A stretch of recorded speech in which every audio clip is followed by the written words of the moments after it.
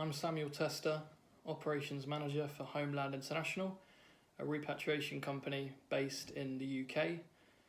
Homeland International is a part of CPJ Field, who are funeral directors based in England with over 325 years experience.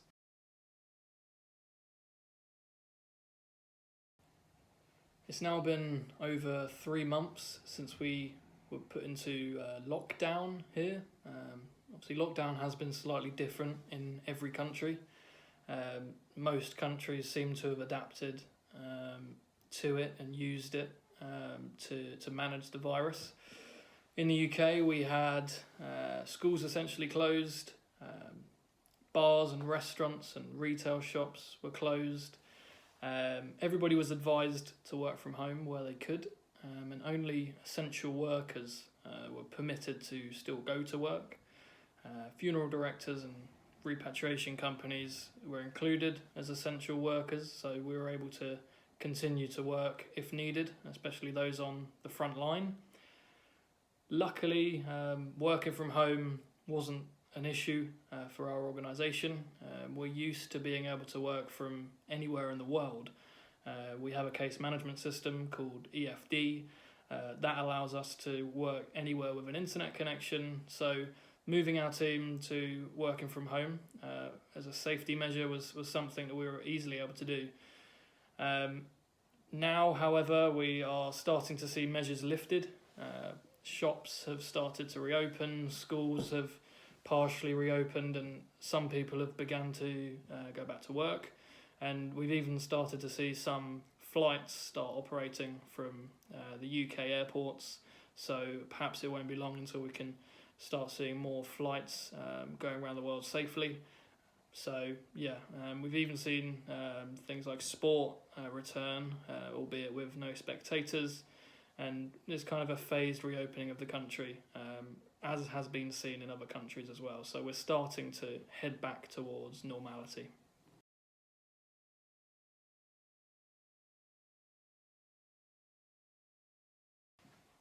It was very difficult to manage repatriation cases during the peak of the pandemic in Europe and all over the world.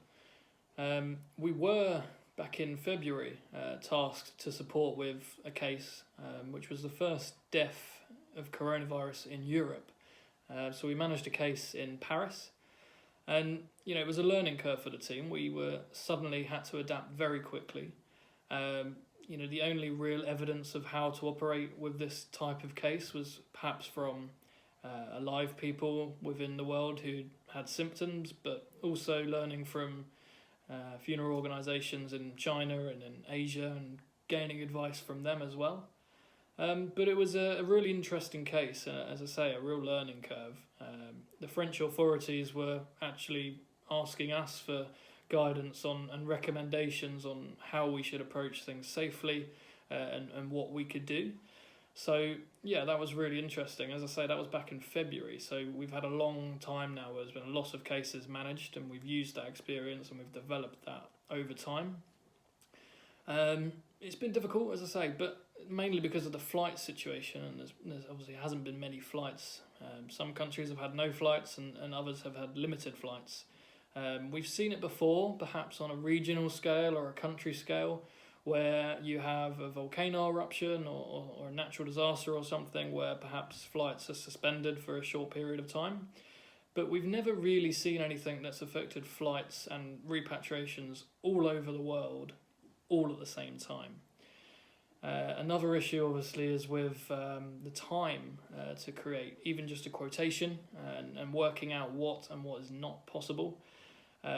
It takes time to speak with all the various parties. Can we get this? Can we have access to this? Is there a flight? Is it legal to do this? There's so many questions involved, and then we have to try and put a quote together. Now usually we'd be providing a series of different options with different costs and alternatives to the clients so that they can make a decision on what they'd like to do. At the moment, we're lucky maybe to have one option, sometimes two, to go back to the family with or to the client with. And it's really difficult to have to put that forward, but it's all about managing expectations and being transparent about the situation. It's got us through it. So we've studied and made sure that we know what best practice is and how to work safely and ensure that everybody's doing the right thing.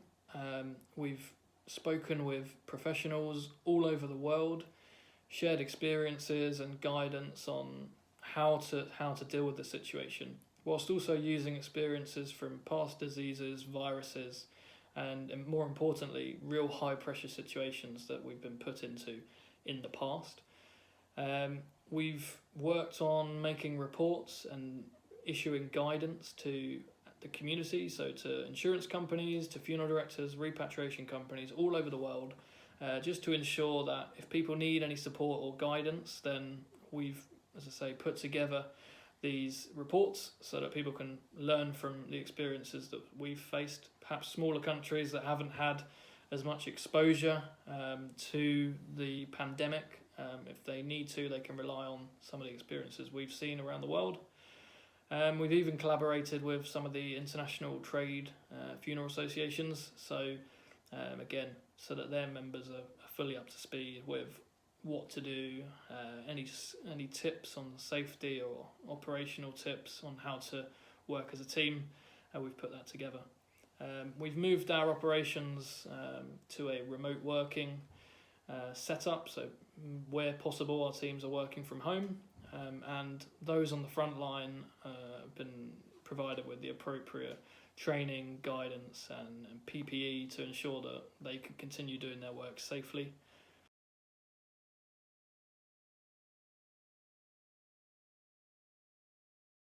A lot of the adaptations we've looked to use have been already used in the past, mostly, such as video links during funeral ceremonies.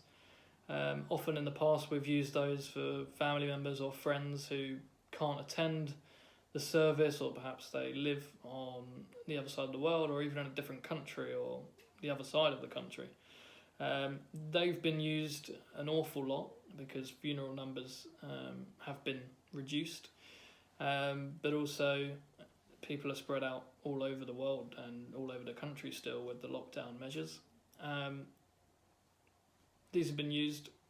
Another thing we've seen is direct cremations being used, and then people have the idea of holding a more meaningful memorial at a later date, maybe at a particular location that can't be accessed at the moment, and also to ensure that everybody that would like to be there can be there all together in a safe environment.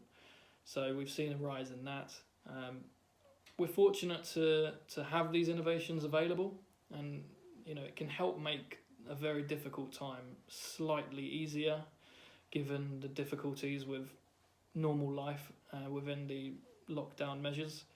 And even with these restrictions in place, we still do everything we can to support to the best we can, using what we have available, using experience from the past, and using these innovations wisely to support people through a very difficult time.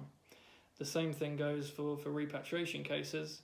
We've had special requests for local cremations, so perhaps a repatriation hasn't been possible in a country, and we've said to the family are aware of this. We've said to them it's not going to be possible, so we're going to have a cremation in that country, and then when flights resume we'll repatriate the ashes to the family in their home country. And there's been special requests on perhaps music to be played during that, or things to be at the ceremony, or procedures to be completed beforehand, and we've looked to support with those as we always would do and have done in the past. But again, another adaptation perhaps that people have looked to use to support through this time.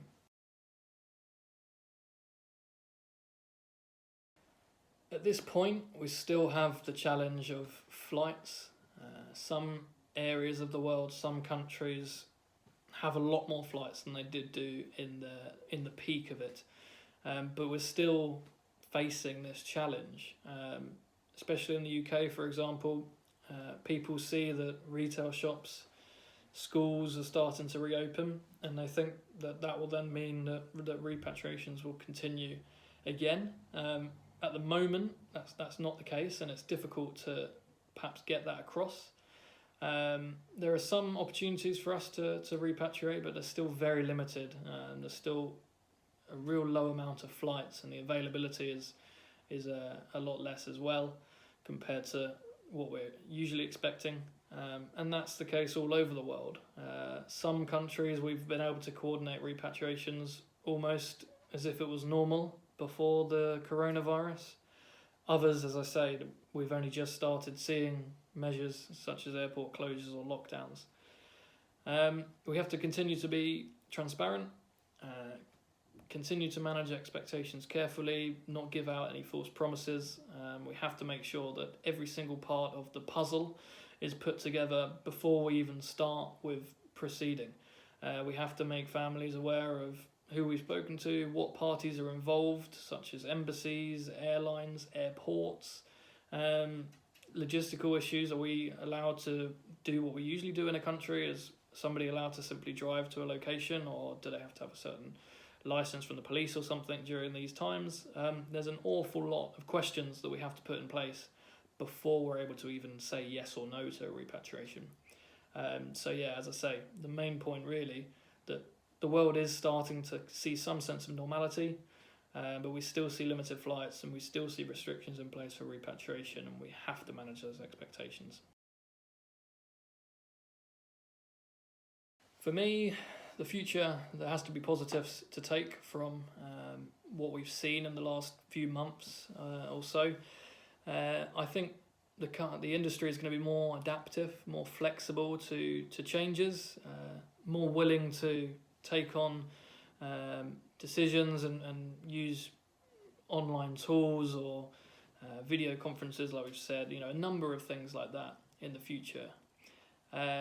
Internationally, I think we'll be able to collaborate more. There'll be more companies that are willing to use online tools, work together internationally, despite the fact we're not physically together. Because I think that's one of the key things that we've seen during this, is that teams, despite the fact they're all separate, working from home, perhaps one or two in the office, having conference calls, perhaps on a weekly or a daily basis, dealing with tasks and challenges remotely. I think we've really seen teams pull together. Teamwork has never been as strong almost, despite the fact that we're all apart. So I think, yeah, as I say, collaboration and people being more adaptive in the future is certainly some positives that I think will occur. I'd just like to say, well done really. Well done to everybody involved in the whole sector all over the globe. One way or another, everybody has been involved in a very challenging time. Supporting communities that you serve through this is something to definitely be proud of. Homeland International support all over the world, as I've said, and we remain more than available to support with any guidance for cases anywhere in the world. We're able to support from every country, and we'd be happy to support with any repatriation tips or advice. But yeah, as I say, guidance whenever, just contact us and we'll be happy to help one way or another. And most importantly, thank you to G7. Thank you for having me on. It's been great to speak about my own experiences, our company's experiences, and as I say, hopefully we see a slightly positive future from some of the changes we've seen during this, and we hope to work even closer with everybody in the future as well. Thank you.